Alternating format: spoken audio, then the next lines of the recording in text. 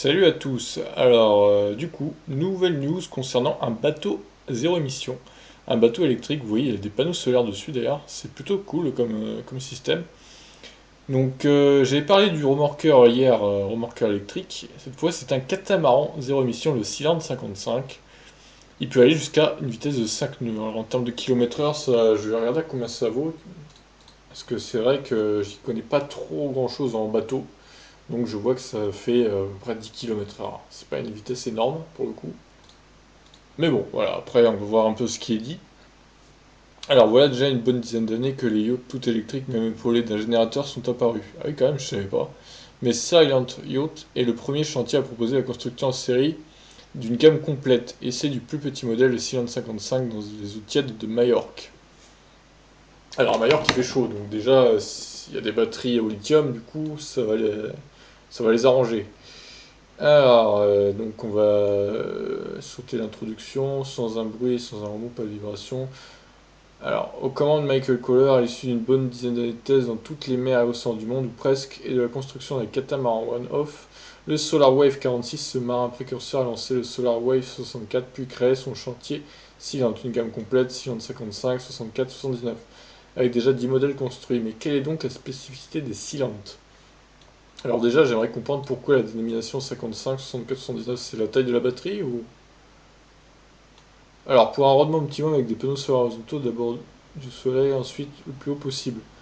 Ouais, c'est pas mal l'idée des panneaux solaires sur un bateau, c'est clair que c'est une bonne idée là pour le coup. Alors design moderne, grande surface vitrée, vu de l'extérieur pas grand chose ne les distingue des autres catamarans de cette catégorie. Design moderne, grande surface vitrée. À part l'impressionnante surface de panneaux solaires qui coiffe la nacelle et le T-top, rien de très nouveau. C'est dans les coques que ça se passe. Les cylindres sont équipés de moteurs électriques alimentés par un parc de batteries lithium très conséquent. Michael, fort de ses 70 000 miles de navigation au compteur, est donc convaincu de la justesse de son choix technologique. À l'heure où tous les constructeurs automobiles peaufinent leurs véhicules hybrides et désormais tout électrique. L'idée de cette technologie à bord d'un bateau est pertinente. Tout d'abord parce que la qualité du matériel proposé, moteur électrique, panneaux solaires et surtout batterie, a considérablement évolué ces dernières années. C'est sûr. Ensuite, parce qu'un bateau permet l'installation d'une grande surface de panneaux solaires. On peut d'ailleurs se demander à ce sujet pourquoi le toit des voitures électriques n'en est pas encore équipé. Alors ça, est en train de venir du coup. Il y a la Sonotion qui est bardée de panneaux solaires. La prochaine Fisker aura des panneaux solaires sur le toit. Chez Hyundai, pareil, ils vont en faire. Toyota fait déjà sur la Prius. Bref, ça commence à se développer.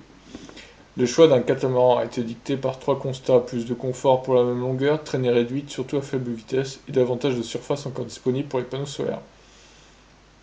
Si la version de base du Cylindre 55 est bien un catamaran équipé de deux moteurs électriques, c'est-à-dire le modèle que nous avons essayé de présenter au dernier Cannes Yachting Festival en avant-première, le constructeur le propose également avec de nombreuses puissances et différentes configurations. Deux moteurs thermiques de 220 chevaux, mais c'est toujours deux moteurs électriques de 14 kW, c'est pas beaucoup, 14 kW pour le coup, ou encore gréement complet pour les amateurs de voile.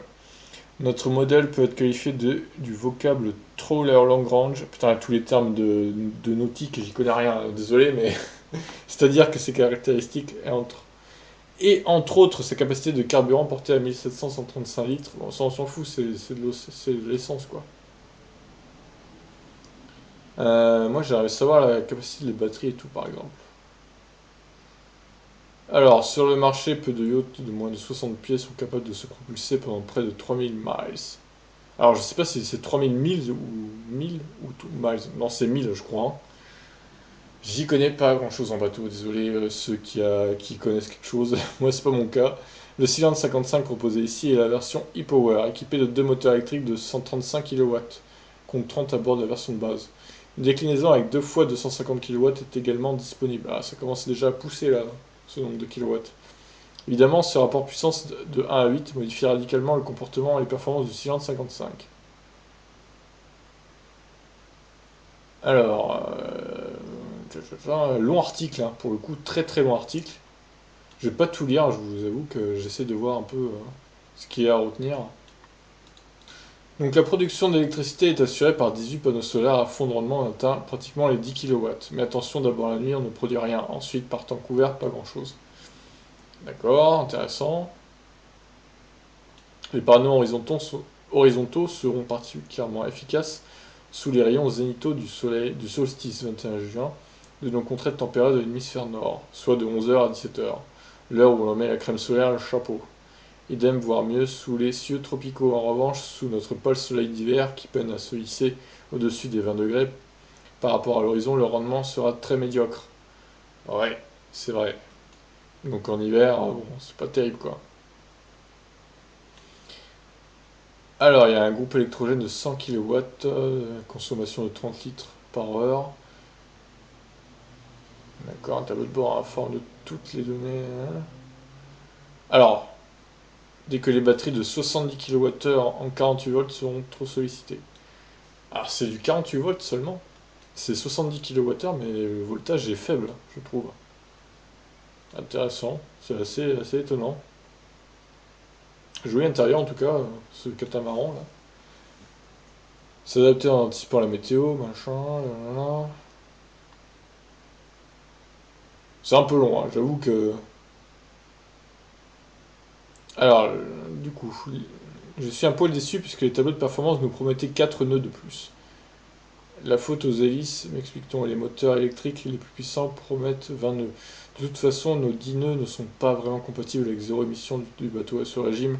Les batteries ne tiennent que 2 heures. Le générateur prendra donc rapidement le relais, nous autorisant avec les réservoirs optionnels de notre Silente une autonomie réduite à 800 000. Je crois que c'est des 1000, hein, c'est pas des miles. Le jeu est plutôt d'exploiter la météo, c'est-à-dire d'éviter les vagues et vents de face, comme sur la route en fait, pour le vent au moins, parce qu'il n'y a pas de vagues sur la route, et même de baisser dans ces conditions le T-top pour réduire le fardage. Oh putain, je comprends rien là. Ah, je suis désolé s'il y a des gens qui aiment. S'il y a des marins sur la chaîne, mais j'y comprends rien moi, avec tous ces termes de nautique là. Alors, bon, on va regarder les photos, parce que bon, l'article est hyper long quoi. En tout cas, il est très très bien, hein, ce bateau, il est très beau en tout cas. Une jolie banquette, solarium. Ah, il y a même les douches et tout, et trop bien. 3 ou 4 cabinets de toilette, tout ce qu'on va. Putain, il a coûté trop cher quoi. Alors, seules les 3 premières déclinaisons préservent une immense master cabin, plus de 7 mètres de largeur, cabinet de toilette compris avec un lit queen size. Évidemment, cette largeur exceptionnelle est directement liée à la configuration catamaran. La version présentée ici est la 4x4. Comprenez 4 cabines et 4 cabinets de toilette. La zone de vie d'une surface de 40 mètres carrés ressemble à la cuisine. Oh, c'est une maison sur l'eau en fait. Alors, il y a les caractéristiques, peut-être qu'on va en savoir plus du coup. Je termine le confort. La vue panoramique est un problème grâce aux larges ouvertures. L'accès est très large, de plein pied vers le cockpit, à défaut d'une finition parfois imparfaite. Comme mentionné plus haut, les matériaux utilisés sont flatteurs. Cuir Alcantara, beau précieux inox dans toutes les cabines, l'aération est bien pensée, même si la climatisation inversible fait partie de l'inventaire de bord. La hauteur sous barreau reste généreuse, avec toujours plus de 2 mètres. On trouve un peu partout des prises USB et 220 volts.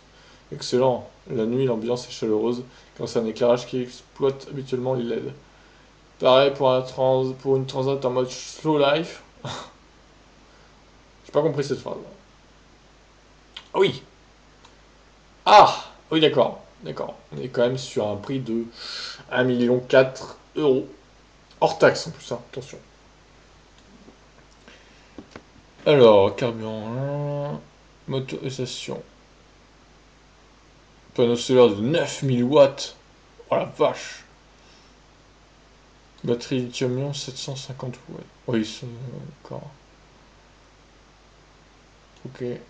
Ok. Bon, après voilà, j'ai pas tout compris, j'avoue que. Ah, bah attendez, il y a les tests qu'ils ont fait là.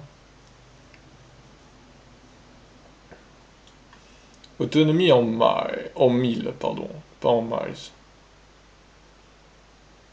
Alors, à une vitesse de 10 km/h, en gros, 5 nœuds. Alors, générateur. Temps en heure, avec générateur. C'est pas très clair hein, quand même.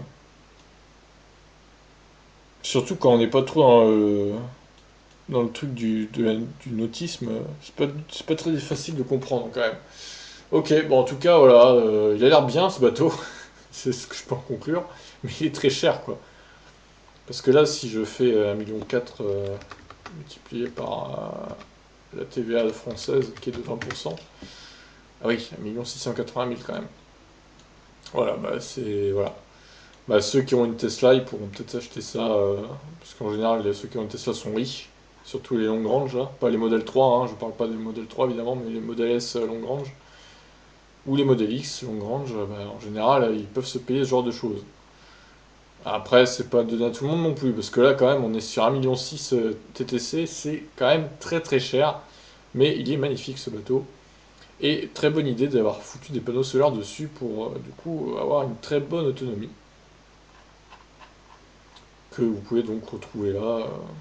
Après, voilà, l'autonomie, encore une fois, dépend de la vitesse. Mais par contre, comment elles font à 12 nœuds, c'est à peine 24 km/h, c'est pas énorme, hein. Incroyable ces différences, quoi. Bon, ben voilà. Pour ce petit bateau, j'en referai peut-être d'autres. Après, j'avoue que je comprends pas tout ce qui est dit dans les tests des bateaux, parce que moi, j'ai pas trop le pied marin. Enfin, j'aime bien l'océan et tout, mais tout ce qui est bateau, j'y connais rien, donc compliqué, quoi. Mais je m'y intéresse, donc voilà. Si ça peut intéresser des gens sur la chaîne, hein. Si ça vous intéresse pas, bah vous regardez pas, j'ai envie de dire. Voilà, je vous laisse, n'hésitez pas à réagir, ciao.